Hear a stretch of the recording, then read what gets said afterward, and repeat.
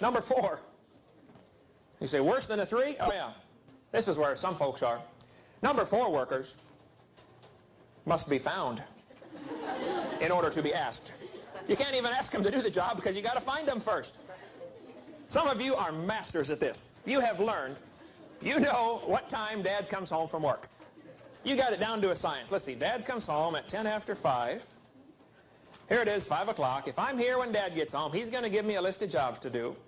So I better figure out some place to be besides here. You've learned, hey, I think I'm going down to Herman's to play basketball for a while, or I'm going to go do this. I'm going to be gone so they can't even ask me to do the work. You know, hey, it's almost supper time. Mom's going to be cooking, setting the table. I better go find someplace else to be. Let's see, supper's over. Dishes need done, table needs cleared off. I better go find someplace else to be. Number 4 workers never succeed at anything. I've seen them. They never do grow out of the number 4 stage. When I worked at General Motors in Pontiac, Michigan, while I was going to Bible college there, we had some number 4 workers. They hired into General Motors, and you never saw them again. There'd be one guy driving the forklift around, and 3 guys hanging on the back. And I'm thinking, their boss is looking for them. And that boss is thinking, now where did that guy go anyway? My brother's a tremendous teacher, just a whiz teacher up in Illinois, and he's taught 25 years now, I guess, in 5th and 6th grade. Gave me some great ideas for teaching tips. I collected for years teaching tip ideas, you know, how to handle certain problems. Teachers, this may help you. If you have a student, they say, teacher, can I go out to my locker during class time? Or can I go to the bathroom? Or can I go get a drink? Something they should have done during break time. They want to take your class time now to do it. You have learned, teachers, there are some students, you don't trust them to go out in the hallway during class time. They can spend an hour and a half going to sharpen their pencil. How many know what I'm talking about? You've seen one like that? Oh, yeah. Can I go get a drink? 3 days later, they come back. Where you been? Oh, it was a long way to the water fountain. Yeah, I had to go downtown to McDonald's to get the drink, you know. Right. You didn't say where I was going. You got to find them before you can ask them. Those kind are so frustrating. So my brother said, hey, Kent, why don't you do this? If a kid says, Mr. Hovind, can I go to the bathroom? Can I go get a drink? Can I go do this? And they should have done it during class time. Tell them, sure. But every second you're gone is 2 seconds after class you sit there in your chair. Double time. A simple idea. Takes them 30 seconds to go to their locker. They owe you a minute after school. Now the pressure's on them to hurry back. See, number 4 workers, the pressure's on the boss. Where did he go? Where did he go? Where did he go? Got to find that guy. Look, don't be a number 4 worker. If you learn to be a number 1 worker, I assure you, you'll make plenty of money. Last summer was my wife's and my 21st anniversary. We sat down and figured out how much money we have spent since we've been married. In 21 years, we have spent all of it. And then some. How many of you could figure about the same way? It'd be about the same with your family, right? Spent all of it, yeah. Didn't take us long to figure that out. Look, it's going to cost a fortune. And if you think you're going to make it working for $5 an hour flipping hamburgers, I'm ready to get married, I got me a good job, and I'm going to get married and a couple of kids. For $5 an hour, you are in for the shock of your life. Look, you take your hourly wage and you double it. That's times 2 for the 7th graders. And then you add 3 zeros. That's your yearly wage. If you're making $5 an hour, that's $10,000 a year. You say, $10,000 a year? That's a lot of money. Wait till you got a wife and kids. My son can eat $10,000 at one meal. We go to Arby's, we'll get 5 roast beef sandwiches. Okay, Dad, what are you going to get? I was going to have one of them, son.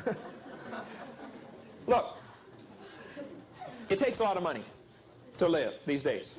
You better learn to be a number 1 worker. But if you could learn to apply that into the spiritual realm where you can see what needs done, don't you think there are some missionaries out there that are hurting that would love to get a letter from home? Why don't you walk down the hallway at your church and see the mission board and say, hey, I'm going to write a letter to this missionary and encourage him. Proverbs 25, as good news from a far country, so is cold water to a thirsty soul. I got it backwards there. Proverbs 25:25. Learn to see what needs done and do it. Now, let's suppose you got a bunch of money. Okay, here you are, you're loaded. Everybody's loaded. You got a bunch of money. You're a #1 worker now. Man, you walk down the hallway, you pick up the paper, you notice the chairs are not straight. You can walk into the classroom and straighten up the table, straighten up the chairs. Chalkboard needs wiped off. You spot it and you do it. You come home, dishes need done, you do it. Garbage needs taken out, you do it. Don't say a word. Don't ask for any glory. Just do it. Grass needs mowed, do it. Pretty soon your mom's going to say, wow, what's happened to my kid? And they're going to start trusting you with more things. So my parents don't trust me. They can't. You're a lazy slob. That's the problem. Okay? If we all loaded up on the bus right now, and we went to your house and looked in your bedroom. Oh, yeah. Then we'd find out what kind of worker you really are. You say, can I go there 10 minutes ahead of time? No, no, no. I mean, right now. Maybe you ought to start a deal around your house where if you leave for school in the morning and your room isn't clean, that night, no TV, no phone calls, and no friends over. Ooh, that would motivate them, wouldn't it? Okay, we got to hurry here.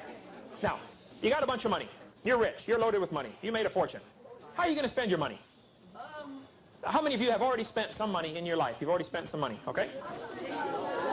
Thousands and thousands, right? I'm going to share with you some ideas of how to spend money. But if you write these down, you write down 1, 2, 3, 4, and put a space in between each one. I'm going to give you number 4 first.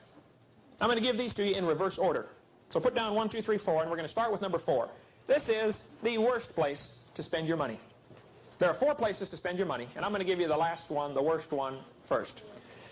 You say there's more than 4 places to spend your money. No, there's basically 4 different places you can spend your money. You can spend your money on things that last a few hours. There's a lot of things that only last a few hours. Food, candy, thrills, sporting events. If I gave you $5, if you had found the can and got the $5, that means you're a good worker. You spotted it. Now what are you going to spend it on? Candy. Ooh, wow. Food. Look, when you're 5 years old, kids that are 5, the first thought comes into their little brain is food, right? You give the kid $5? Something for the mouth, right? That's as far as they can think. They cannot think any further than their mouth. That's as far as their brain works. Now, how many of you could spend $5 on yourself on one meal? How many could do that? All right? How many of you could spend $10 on yourself on one meal? One meal? How many could spend $15 just on yourself, just on one meal? All right, put your hands down. Now, 6 hours later, you're hungry again. You say 6 hours, nothing. It's about 2 hours for me. Okay. If you spend, normal people eat about 100 meals a month.